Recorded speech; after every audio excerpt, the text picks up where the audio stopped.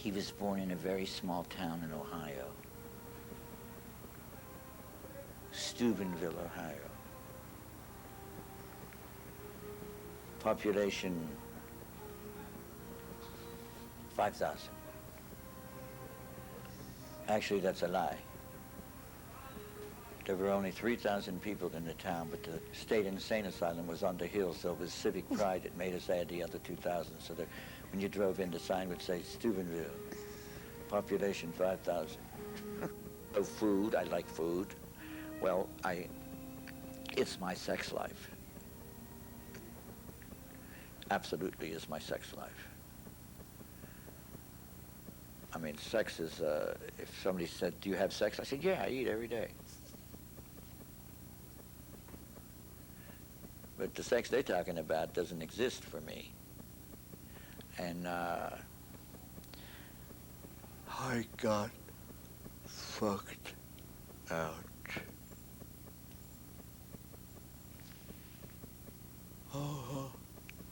Ho-hum.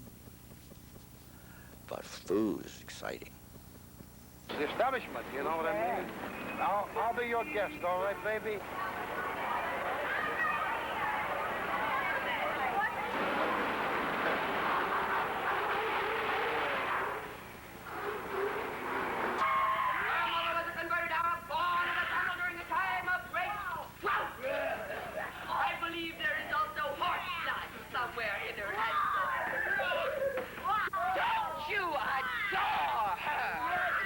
When somebody asked you what your nationality was, you always answered, I answered Italian, because that's what that's what they expected to hear. And it wasn't until I went to Italy that I got called an American. And I think it happened to a whole lot of people. I think that pop art was really sticking it back to America, sticking it in their faces, you know. What is America? It's Times Square, supermarkets, highways. And mine was glitter. I knew I had to be here. I think from the time I was very young, I had to be in New York. New York was exciting. Everything was happening here. And I think that's what it is now. I don't know if it's happening in the same way that I thought. I mean, you know, if the Broadway that bothered me a lot, that some of it I liked, but what I didn't like was what the Playhouse was against, you know, in reaction against. But if I compare the Broadway at that time to this shit that's being done now, this is scary. This is big business. This is big business. Ain't nothing about art. I wanted to be an artist.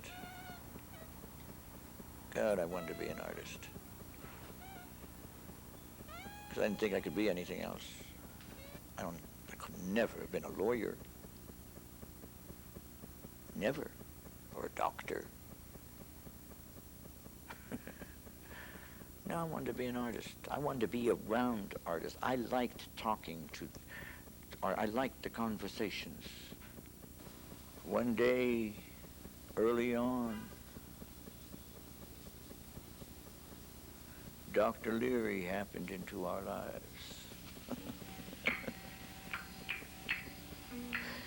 Sugar cubes. Sugar cubes. What art thou, sugar cube? Boy, was that crazed. And did that have a big effect on all the work everybody was doing? I think so.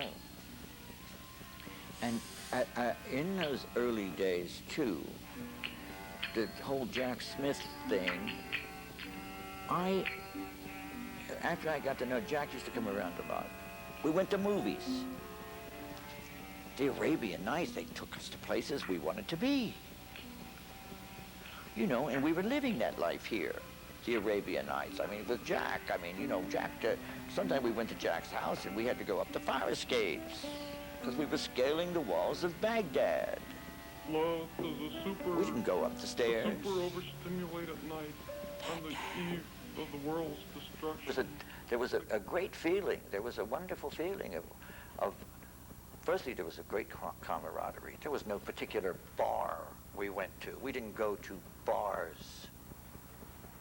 That was not what we did.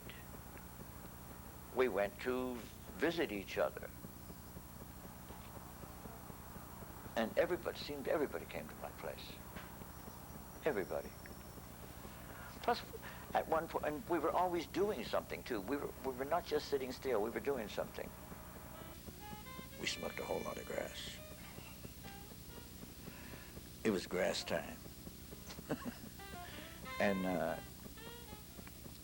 people, I had a loft, and it happened to be midway between what they call now the East Village and the Village, and it was sort of this limbo in between, and people always stopped.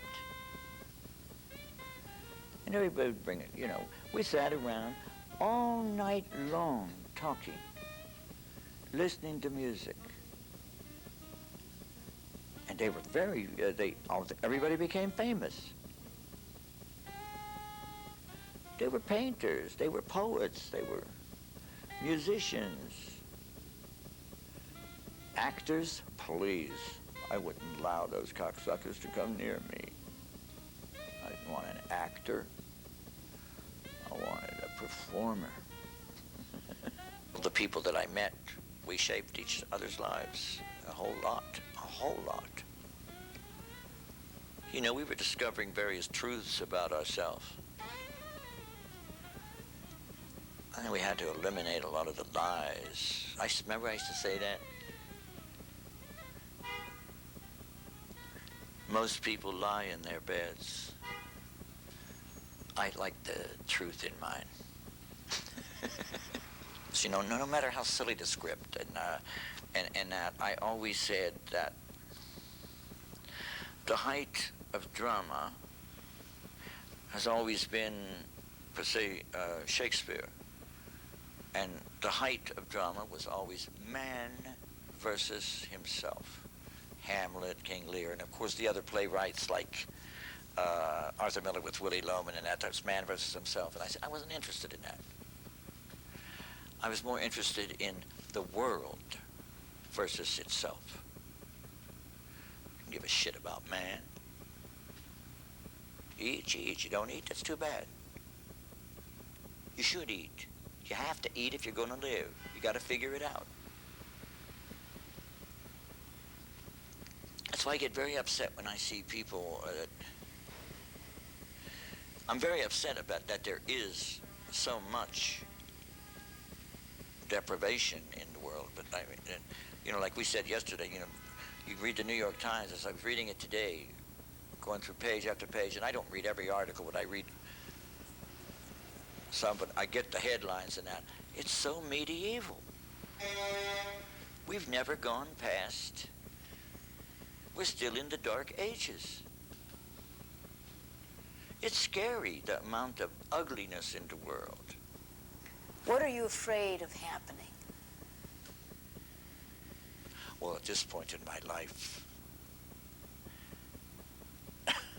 I don't think it's going to happen in my lifetime, but it's over.